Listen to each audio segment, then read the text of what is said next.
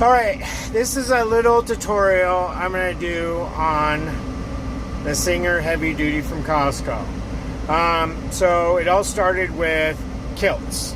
I bought a great kilt, and I like the great kilt. It's not a very practical solution for modern day use. You have to lay down on a flat ground and fold up all the pleats and then lay down on top of it and buckle in. And if anything snags it, which has happened to me, then it pulls it and then it totally messes up and you got to redo it. Plus the shoulder part would slide down and I'd turn it and pull it this way and that way and it would unravel. And it's all right for when I'm out hiking or walking around and stuff, but when I'm riding or driving, it just wasn't practical. So the whole reason they made the short kilt was for factory and construction stuff, because the great kilt just wasn't practical in those situations. And so the difference is the short kilt is like a great kilt cut in half and sewed, so that all you have to do is put it on and buckle it in or button it up. I personally chose buttons. As you can see right here, I did the button. And then I'm going to have the two other buttons down here to complete it. It's not totally done yet. But to buy a kilt, it's like $200 or more than the fabric is. So if you just buy the fabric and then cut it and sew it yourself, you're going to save $200 per kilt. And I really like wearing a kilt. It feels great. It feels nice. It's comfortable to drive in. It's great on hot days.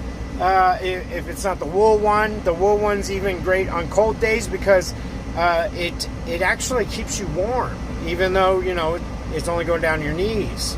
And I'm Sky, so I wanted to start wearing kilts, and honestly I thought I was just going to get one or two or just a great kilt, but I fell in love with it. It's like the clothing I've always wanted.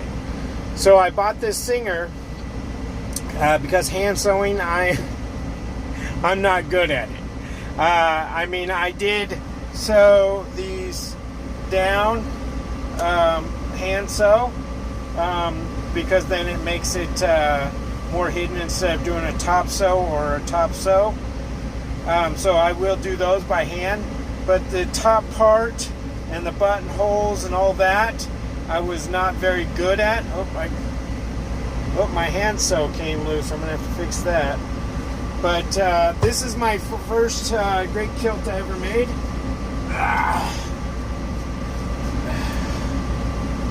Now, it does have some overlap on some of the pleats, but that's so that it can grow to be bigger.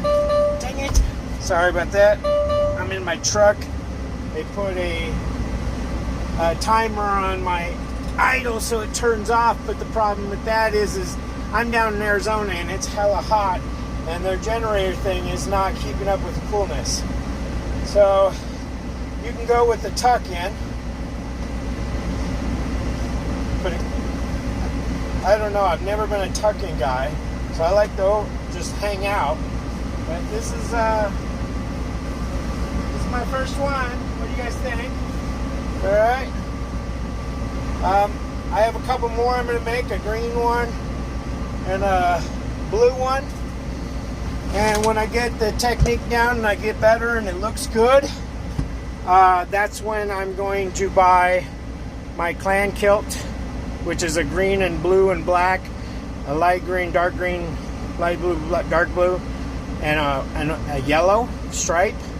Which I don't know if I can find that. The closest one I've found so far is the Campbell one, which makes sense because McGiverns were, you know, the workers for the Campbells. The Campbells owned the property, they owned the castle, they were the, you know, landowner, rich people. And the McGiverns were pretty much farmers, housemaids, you know, soldiers, stuff like that. And we kind of grew up in the same area together. So ours is kind of like theirs. So I'm going to get one that's close to the McGivern, but it's considered an ancient Campbell. Then I'll make some kilts out of that. There is also this one that USA Kilts made that is a American one. It's red, blue, and white, and it's different shades of blue and different shades of red, and it's really nice. I like it. I really like it. And since I was born in America and my dad was born in America, I figured, and my mom is like all American. She could go all the way back to the colonies, you know, before independence and Civil War. So on my mom's side, I am 100% all American, and on my grandpa is 100% all Scottish. So it puts us right there at 50-50, pretty much American Scottish. And so I want a American kilt. I think that would be awesome. Anyways, guys, on the sewing machine, sorry, I got totally sidetracked. This is a bad boy here, right? Okay, so it does buttonholes, and I suck. I try to do those. I suck at buttonholes, and it does it for you. It's great. The straight stitch is perfect. I mean, way better than anything I can even come close to. I had to cut all my stitching out, bought this, and redid it. It also does pattern stitching, where it actually looks really decent. So if you look up here, I did this pattern stitching right into the line here, all the way around, and it looks really nice. And that's for the inside and the outside, so outside and inside. And it came out really nice, way better than I redid that like 4 times, and I could not get a good looking stitch. It looked horrible. I know I'm going to hang my shirt out anyways, but if I do want to tuck it in, I want it to look nice. And it did a great job.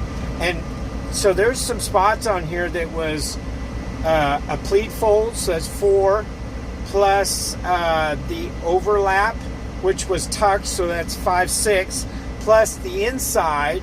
And I was going through the sew marks from the previous one because I had to set it and then fold it in and do the inside seam right over top of the other one. So that's like 7 layers of fabric plus sew, and it just right through. It's very easy to use. It's great. I would suggest it, as I did a lot of research on different sewing machines, and the Singer's been around since like the Civil War, and they've got great reviews on all their, you know, like if you look at YouTube videos from a decade ago, there's great views, like, you know, on Singer's old ones, and I watched like 12 videos on this one, and everybody said, yeah, from a seamstress to a tailor to even this engineer guy who works on industrial sewing machines, and he tore the whole thing apart. And it's a great video. I'd watch it if you're really interested in the inside of this thing and any of the fragile parts and how well built it is. And my review is boom, 100% good. Anyways, y'all, peace.